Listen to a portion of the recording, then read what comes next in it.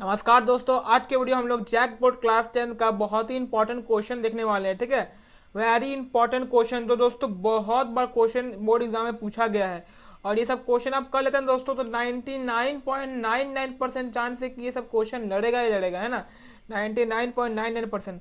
तो आपको क्वेश्चन ही पढ़ के समझा देंगे और आंसर बता देंगे कि अगर क्वेश्चन इससे रिलेटेड ही पूछा जाए तो आप आंसर लिख क्या है। ठीक है, और ये सब्जेक्ट टाइप क्वेश्चन है दोस्तों और ये बहुत इंपॉर्टेंट देख रहे हैं। सब क्वेश्चन के नीचे लिखा गया है कि किस किस साल में ये सब क्वेश्चन पूछा गया है। ठीक है, चलिए वीडियो को शुरू करते हैं। तो अभी तक आपने चैनल सब्सक्राइब नहीं किया, सब्सक्राइब कर लीजिए, लाइक कर लीजिए, फ्रेंड्स को शेयर कर दीजिए ताकि वे सब भी ये सब क्वेश्चन जान जाए। ठीक है, चलिए वीडियो को शुरू करते हैं। सबसे पहला क्वेश्चन दोस्तों, बफर स्टॉक किसे कहते हैं। ये क्वेश्चन दोस्तों बहुत इंपॉर्टेंट है और ये क्वेश्चन है ना 2018, 20, 22 और 23 4 बार ये क्वेश्चन पूछा चुका है।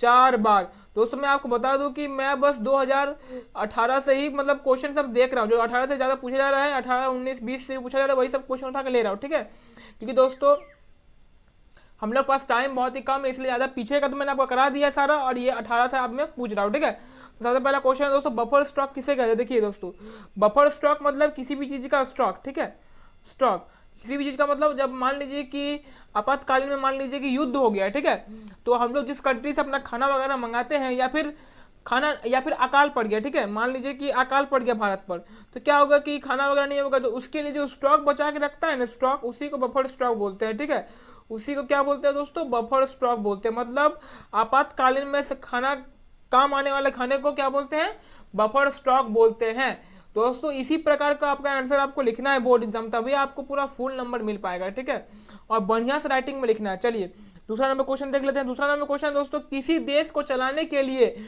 लोकतांत्रिक व्यवस्था किस प्रकार सहायता करती है।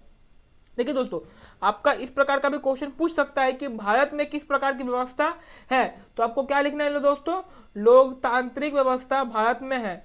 लोकतांत्रिक व्यवस्था भारत में। ठीक है, अगर ये क्वेश्चन पूछेगा कि भारत में किस प्रकार की व्यवस्था है 2 नंबर वाले में, तो आपको बताना है कि लोकतांत्रिक व्यवस्था है भारत में। देखिए दोस्तों, ये क्वेश्चन जो है 2017 में, 18 में, 19, 20, 22 और 23 यानी कि 1, 2, 3, 4, 5, 6 बार पूछा गया दोस्तों ये क्वेश्चन। 6 बार ये क्वेश्चन पूछा गया, 6 बार। तो ये बहुत इंपॉर्टेंट क्वेश्चन है। देखिए दोस्तों, लोकतांत्रिक व्यवस्था भारत में किस प्रकार से। लोकतांत्रिक का मतलब होता है दोस्तों लोगों का तंत्र। लोकतांत्रिक मतलब होता है दोस्तों लोगों का तंत्र। आप हम लोग भारत में क्या होता है कि हम लोग सरकार के ऊपर सवाल पूछ सकते हैं। हम लोग जब मान लीजिए कि इस बार चुनाव आ रहा है, 2024 में लोकसभा की चुनाव आ रही है, मतलब प्रधानमंत्री की चुनाव आ रही है, उसमें हम जिसको चाहे उसको हम चुन सकते हैं। उसके लिए हम क्या है, स्वतंत्र है। हम जिसको अपना वोट दे सके उसको अपना वोट दे सकते हैं, उसके लिए हम अपना क्या है, स्वतंत्र है। और अगर हम सरकार अगर अच्छा काम नहीं कर रही है तो उसका तख्ता पलट भी कर सकते हैं इसी प्रकार से। और देखिए दोस्तों, लोकतांत्रिक व्यवस्था में क्या होता है, सरकार को काम दिखाना पड़ता है तब जाकर सरकार को वोट मिलेगा, नहीं तो फिर सरकार को वोट नहीं मिलेगा, सरकार अपना हार जाएगी, पार्टी अपना सरकार, है ना। मान लीजिए कि बीजेपी है, बीजेपी अच्छा काम करती तभी ना उसको पीएम की गद्दी बैठाया जा रहा है। लेकिन अगर खराब काम करती, नहीं काम करती, तो फिर हम लोग पीएम की गद्दी बैठाते, उसको नहीं बैठाते। ठीक है, तो सरकार को दिखाना पड़ता है कि मैंने क्या क्या काम किया अपने 5 साल में। ठीक है, अपने राज्य में मैंने क्या क्या काम किया। तो इसी प्रकार हम लोग सवाल भी पूछ सकते हैं कि आप लोग ऐसा काम क्यों कर रहे हैं। जैसे मान लीजिए एक कानून आया था दोस्तों कुछ दिन पहले एक कानून आया था हिट एंड ड्राइव केस का। ठीक है, एक कानून आया था, हिट एंड ड्राइव कानून आया था। ठीक है, इसमें क्या होता था, मतलब ट्रक वाले जो है वो लोगों को मार के भाग जाते थे, जिससे क्या होता था कि लोगों को हॉस्पिटल में सही टाइम पर नहीं पहुंचाया जाता था और लोगों की मृत्यु हो जाती थी।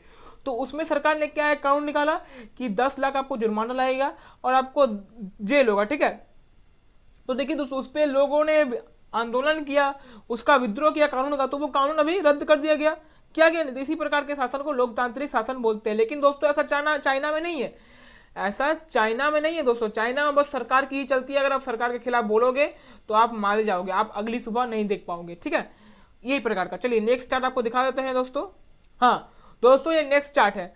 तीसरा नंबर क्वेश्चन है, तो भारत में लोकतांत्रिक एवं तानाशाही व्यवस्था पर संक्षिप्त टिप्पणी लिखिए।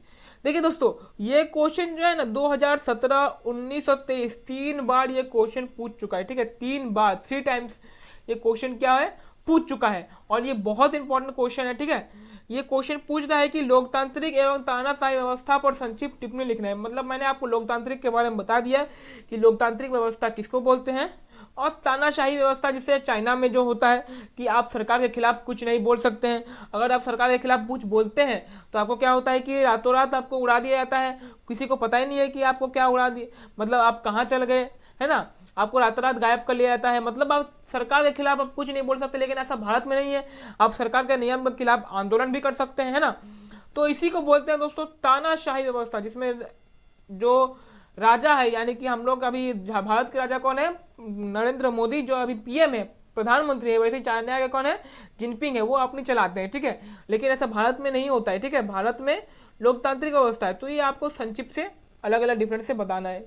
आई होप आपको क्वेश्चन नंबर 3 का आंसर समझ में आ गया होगा, ठीक है। चलिए क्वेश्चन नंबर 4 है दोस्तों, सबसे ज्यादा कोयला भारत के किस राज्य में पाया जाता है।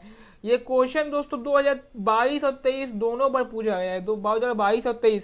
2017 में भी ये क्वेश्चन पूछा था, पर मैंने इसको मेंशन नहीं किया है, ठीक है। 2017 में भी ये क्वेश्चन पूछा था कि सबसे ज्यादा कोयला किस भारत के किस राज्य में पाया जाता है। तो जहां पे हम लोग रहते हैं, आपका उत्तर होगा दोस्तों झारखंड। झारखंड में भारत का सबसे ज्यादा कोयला पाया जाता है, ठीक है, झारखंड में, उसमें सबसे ज्यादा कोयला पाया जाता है। बस 5वां नंबर क्वेश्चन दोस्तों, खाद हमारे फसलों के लिए कितना महत्वपूर्ण होता है। तो दोस्तों खाद का मतलब होता है दोस्तों यूरिया। आपने एफसीआई का नाम सुना होगा, आप कहीं भी रहते हो आप एफसीआई का नाम सुनेंगे, जहां पे क्या बनता है, यूरिया बनता है, यानी कि खाद बनता है, ठीक है। फर्टिलाइजर्स हम लोग जिसको बोलते हैं, फर्टिलाइजर्स, ठीक है। मान लीजिए कि खाद बहुत प्रकार के होते हैं, एक होता है केमिकल वाला खाद, दूसरा होता है कि हम लोग खाद खुद से बनाते हैं, गोबर होता है उससे बनाते हैं, या फिर कचरा वगैरह से भी खाद बन जाता है, ठीक है, उसी को बोलता है। तो खाद बना फसलों कितना इंपॉर्टेंट है आप लोग ये जान गए होंगे। 6ठा नंबर क्वेश्चन है दोस्तों, खनिज किसे कहते हैं। बहुत महत्वपूर्ण सवाल है दोस्तों, खनिज किसे कहते हैं, खनिज। तो देखिए दोस्तों खनिज मतलब क्या होता है, वो तो मिनरल्स, ठीक है, खनिज मतलब क्या होता है दोस्तों, मिनरल्स।